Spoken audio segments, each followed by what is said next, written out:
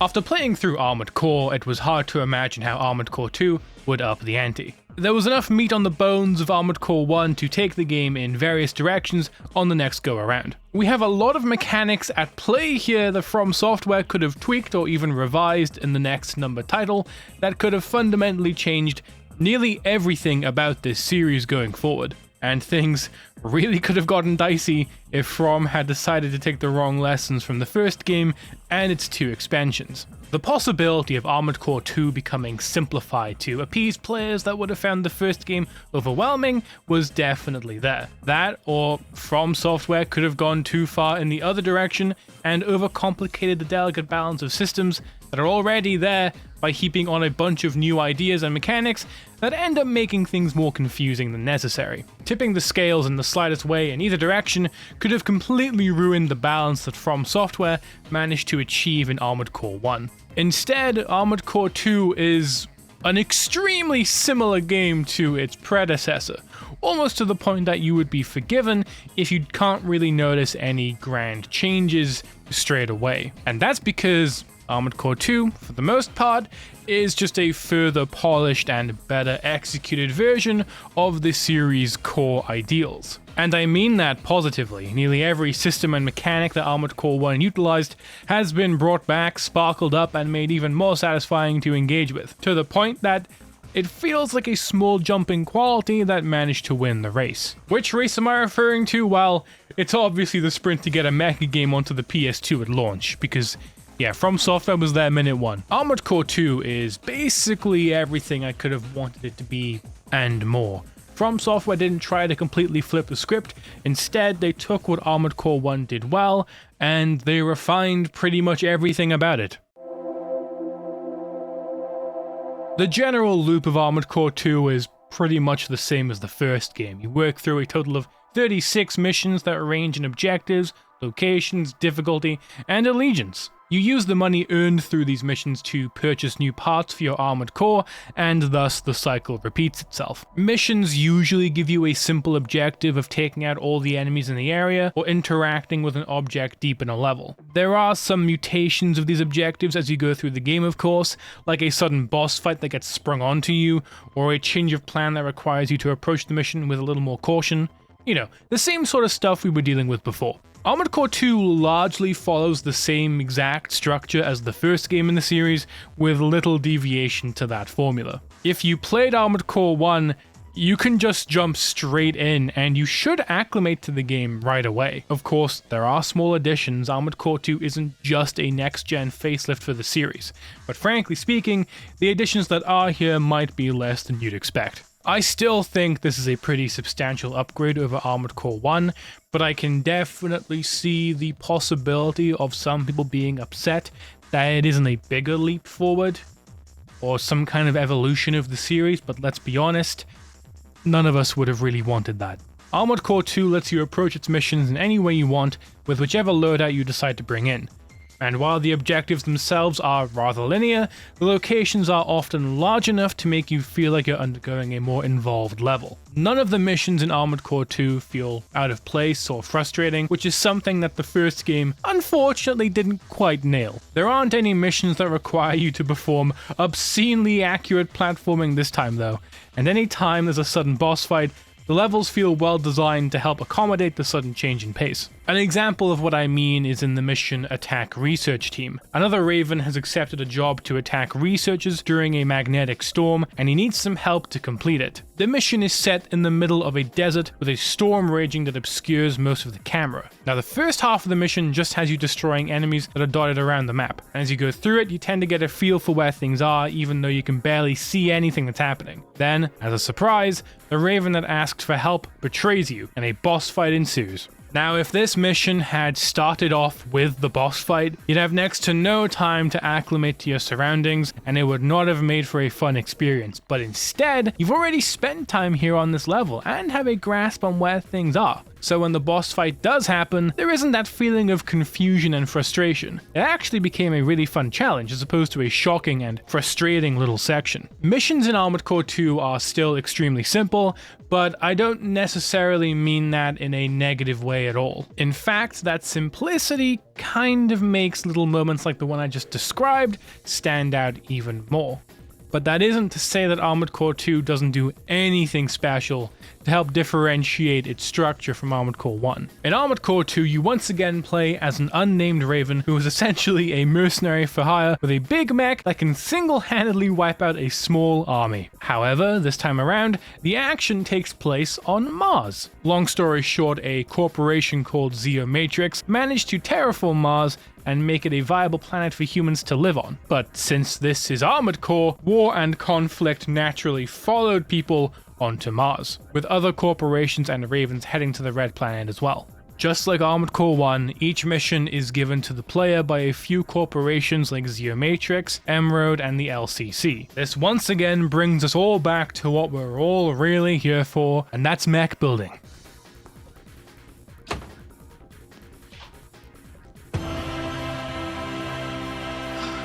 Just like the first game, you've got a ton of parts to choose from to assemble your own personalized mech, and each piece has its own subtle characteristics that will change the overall feeling of your AC. This time around, we have even more statistics to gorge on, and it feels so much more in-depth in a way that I didn't know was physically possible. Nearly every component in this game is completely redesigned from the offerings we had in the first game. And this is due to Armored Core 2 housing an entirely new generation of AC suits that work a little differently this time around. In terms of basic additions, all suits now have an overboost function that lets you zip across the battlefield at extreme speeds. This helps more monotonous sections of the game fly by, and also lets you reposition yourself quickly in a tough fight, which is extremely useful. There's also a new radiator component in the game that accounts for a new damage type that enemies and the environment can deal to you. Essentially, your AC can now take heat damage that slowly builds in hot environments, or can rapidly increase if you take damage from a heat-based weapon.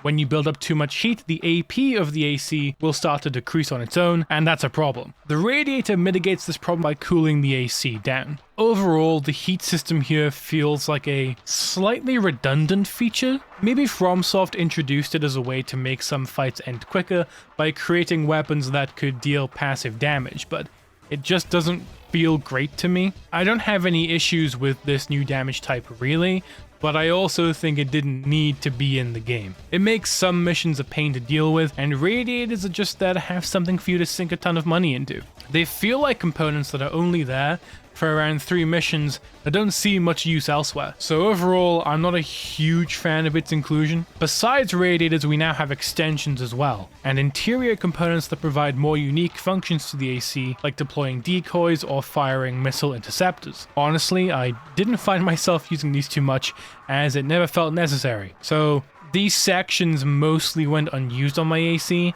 but I can definitely see a use case for using them on certain builds. Aside from these additions, all of the classic options from Armored Core 1 are still here: bipedal legs, reverse legs, quad legs, tank treads, new hovering treads that are really cool. They're only used for one mission really, but still, they're cool. But now we have to talk about the difficulty. And it's hard to say how tough Armored Core 2 is exactly. I had a pretty easy time with the game in general, much more than I had with the first game. But it's tricky to say whether it's the knowledge that I have about the mechanics now that's driving me towards success, or if it's the actual game being a lot easier. By and large, I'd say that Armored Core 2's missions are far more sensible and give you challenges that suit the game's strengths. Again, there aren't any levels that require you to do a stupid platforming section that instantly fails the mission if you mess up, which is a big win for me. Boss fights in the main campaign also feel pretty easy by and large, with a few that did take a couple tries to nail. Overall though, I don't think the game was necessarily too easy, and even the word easy feels wrong to use here. I think Armored Core 2 could have had more missions that required a little more skill to pass, or even times that forced me to utterly rethink my build. Instead, I was able to coast fairly easily through the main story without much issue. Now, in fairness, this game does have a difficulty selection at the start between normal and hard. I went with normal thinking that it would be comparable to the first game's difficulty, but maybe hard mode is what I'm looking for there. Maybe on a replay of Armored Core 2, I'll run through it on hard to see how much it really shakes things up. Either way, I'm not really looking for difficulty when it comes to Armored Core. I just want the game to test both me and my build and push me into trying new things. One method of enforcing that is by making a boss that rocks your shit. But Armored Core 2 doesn't need to rely on increasing difficulty to force the player to do any kind of experimentation. I think that the sheer volume of components and possible playstyles should do that alone. And it helps that the game's various improvements make experimentation a lot more fun. But if it's difficulty you want, Armored Core 2 has an arena mode. Alongside missions, you can head to the arena to challenge a progressively harder lineup of ravens that each have their own setups and techniques. The first dozen or so opponents are fairly easy to beat, but the change in difficulty is very noticeable as you go further. Something that helps add a little variation to this mode is the fact that you can select the arena you fight in from 5 stages. Each one has a unique layout and structure that you can use to your benefit, and that's another thing that Armored Core 2 does really well. Different areas have a massive impact on your AC's ability to fight. If you're a fan of missiles, then you'll find that they suck in close quarters environments as they hit the wall instead of your target. But go into a wide open area and missiles will be your best friend to attack enemies that are both quick and far away. The arena is honestly where Armored Core 2's gameplay really shines, and it puts into perspective just how many possible mech creations there are. It also has the potential to kick you into a spiral of realizing that your cool mech design isn't really very good or useful at all. If you come up against an opponent that you just can't beat, spending time to learn its patterns or going back to the drawing board and swapping out components are both really cool avenues to success. In Armored Core 1, the controls were slow and lumbering, which fit well with the context that you're playing as a big mech. Even though these machines have boosters, they don't zip around quite as fast as you might expect. Lighter models were comparatively much faster than their heavy counterparts, but weren't quick by any means. That slower pace is still an effect in Armored Core 2, but a lot of minute changes make everything feel a lot better. It might seem counterintuitive at first, but From Software actually made the ACs in Armored Core 2 move a little slower than they did in the first game. But this also makes them easier to control and removes the chances of you slamming into walls and looking like a background character that dies in the second episode of a Gundam season. It ends up feeling a little smoother and quicker because you have a finer degree of control over what you're doing. And that tiny change makes a pretty huge difference in game feel and makes acclimating to your AC much less of a challenge. Elsewhere, most other aspects of the controls feel extremely similar. Each weapon type broadly feels the same, missiles still miss their targets half the time, and gun tanks are still the best thing to whip out when a mission just refuses to let you win. But it's amazing how such small adjustments to the movement make Armored Core 2 much more enjoyable to control. One of the key complaints I had before was to do with turning speed, which actually has a value in the stats screen now. Legs can have a big effect on your turn speed, which is good to see. You can also unlock an optional part that flat out increases turn speed as well, even with the lightest possible build. And this optional part, turn speeds are still not what I would call fast or overly responsive. Luckily, Armored Core 2 doesn't really need you to react with a speed greater than it supplies. If it did, then harder missions would really be a bit of a problem. Thank God that isn't the case, and instead, if you are struggling with some of the missions, we can diagnose that as a skill issue. I also should say that I'm playing the PAL version of Armored Core 2, which runs at 50 Hz, so my viewpoint on the game's speed is going to be hugely affected by that. That's what I get for actually buying the game, I guess. Also, here's a weird thing. Published by Ubisoft? That's weird. In all seriousness, it's hard to describe the exact ways that Armored Core 2 feels better to play, because through footage, it's hard to see major differences from the first game outside of better visuals. But since we're on the topic, it's incredible to see the gigantic leap in visual fidelity that's taken place. Armored Core 2 was a launch title for the PS2, and it has a visual style that's much cleaner than the first games. But Armored Core 2 sincerely looks incredible. Just 3 years prior, we had Armored Core 1, which was also a stunning game by its own merits, but seeing how much detail is packed onto these mechs now is astounding. And with mech crafting being such a huge part of the experience, it helps that the models pack so much more information now. It makes gushing over your newest creation even more of a treat than it ever was before. Environmental design has also been improved, but missions are still working off of the same blocky structure as they did before. You're still assaulting bases that are mostly constructed of large corridors that feed into slightly larger rooms. A lot of battles still take place in open spaces outside or within rooms with simple geometry, and arenas are usually pretty basic in construction outside of a few more complex exceptions. It'll be interesting to see if Armored Core ever seriously shakes up its level design and offers up something different, but if I'm being honest, I don't really know what else they could do just yet. The control scheme relies on areas that don't require finesse in movement, and that usually translate to missions looking like this,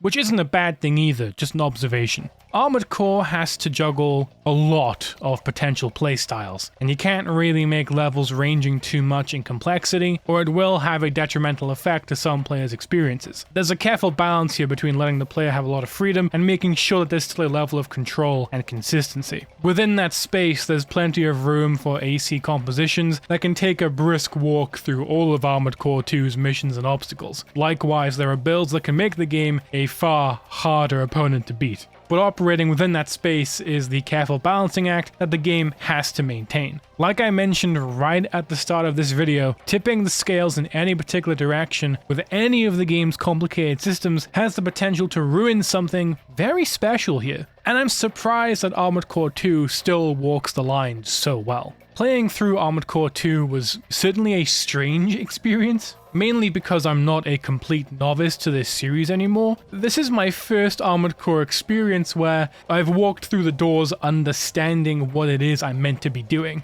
And being able to do that in a game this rich with mechanical density is a lot of fun. At this point, am I just gloating about the fact that I kinda know what I'm doing? Yeah. If I did have some negative things to say about Armored Core 2, it's that the story still isn't really doing much for me. I think I'm really engaged with how the overall premise ties in so neatly with the core concept of the game. The idea that the hows, whens, and whys don't at all matter to your character, that only wants to accept missions and get stronger, works well because that's the exact same boat that I'm in. So that whole thing is really neat. But the narrative mainly housing characters that are just disembodied voices barking orders at you, or people in mechs barking threats at you before being made to quickly choke on those words, doesn't make for a very engaging story. It feeds into the gameplay loop perfectly, but it's asking a lot for anyone to care about this game's world. At this point, I'm kind of settled into the idea that Armored Core and storylines don't necessarily agree with each other. When these games do want to start giving a narrative a go, I'll be sure to listen, but from now on, if I don't end up talking about the story a great deal, then you know there isn't much to say. I'm just glad that the narrative is the only glaring problem I have with Armored Core 2. Elsewhere, this is a pretty spotless game for me. Sure, a couple of missions are still a little annoying, the heat mechanic is a little redundant, and it isn't a massive mechanical leap over the first game, but the sheer scale of customization and raw fun factor makes those little issues barely exist in my mind. Ultimately, Armored Core 2 manages to further improve on nearly everything that its predecessor did really well, all the while making a lot of small adjustments and improvements that make the overall game feel a lot tighter and more fun to play. But we're not done just yet.